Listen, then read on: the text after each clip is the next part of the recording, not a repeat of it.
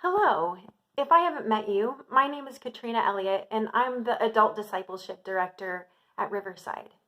And I just want to say Happy Wednesday on this Holy Week of 2020. Actually, now that I think about it, maybe happy isn't the right word. It certainly wasn't happy for Jesus. This day of Holy Week is sometimes referred to as Spy Wednesday.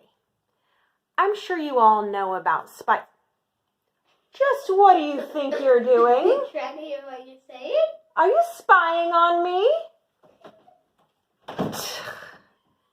Not you too. Now out of here. Silly spies. Anyway, spies are people who infiltrate a circle of trust to gain information to pass on to the enemy. The tricky thing about spies is that they masquerade as friends. That's why when a spy is revealed, there's a deep and painful sense of betrayal. Judas Iscariot was the spy who infiltrated Jesus' circle of trust. He was one of the 12 disciples who followed Jesus, learned from Jesus, and shared life with him. The idea of being conspired against was nothing new to Jesus. The Pharisees and teachers of the law had been conspiring to kill him already, but the plot thickened when the enemy on the outside was joined by a traitor on the inside. Jesus identified him in the text of John chapter 13, verses 21 to 30. Let me read it to you. After he had said this, Jesus was troubled in spirit and testified, "I tell you the truth, one of you is going to betray me." His disciples stared at one another at a loss to know which one of them he meant. One of them, the disciple whom Jesus loved, was reclining next to him. Simon Peter motioned to this disciple and said, "Ask him which one he means." Leaning back against Jesus, he asked him, "Lord, who is it?" Jesus answered, "It is the one to whom I will give this piece of bread when I have dipped it in the dish."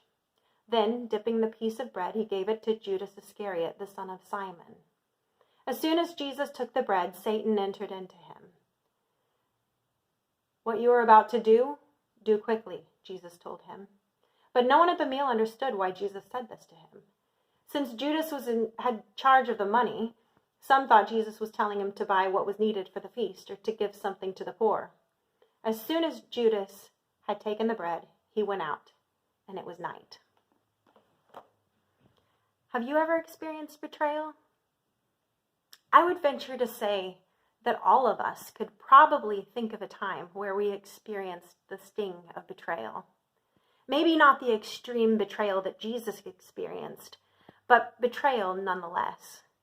You know that feeling, that deep sense of pain and the loss of a trusted relationship, mingled with feelings of anger or outrage, and all of the other emotions that flood over you as you consider and face any ramifications of the betrayal.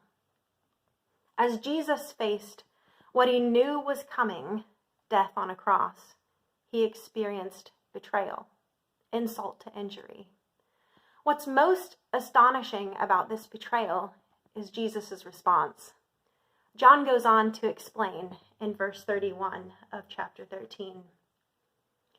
When he was gone, Jesus said, "Now is the Son of Man glorified, and God is glorified in him.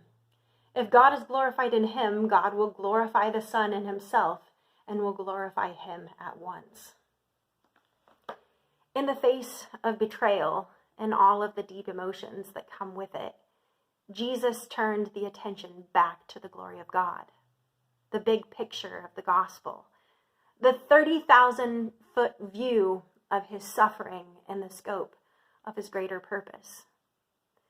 The reason why betrayal was worth it, why he didn't jump up from the table, chase Judas down and stop him from what he was about to do. Jesus knew that all of this must happen to accomplish his kingdom work. I don't think that his divine perspective numbed him to the pain of the betrayal. John 13 says that Jesus was troubled in his spirit as he declared his betrayer. I think that his divine perspective reveals to us the reality of the importance of his kingdom work, even in the face of pain, and the depth of his love for us.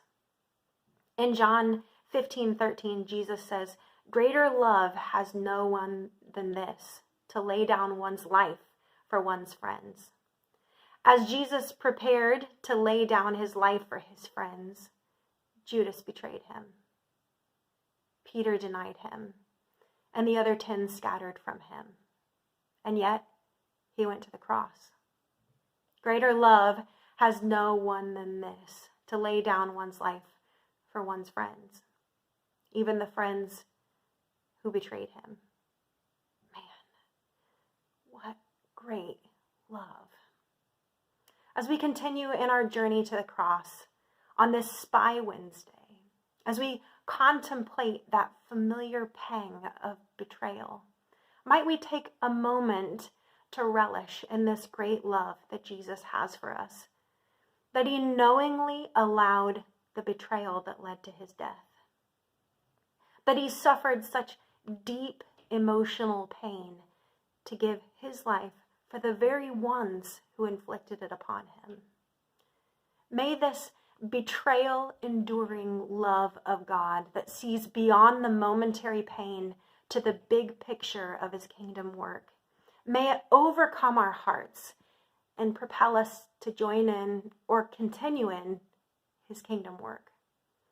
I'll end with a question for you to ponder and discuss with those around you. What does God's kingdom work look like in this season of physical isolation? How is God's love stirring you to join? May God bless you and keep you.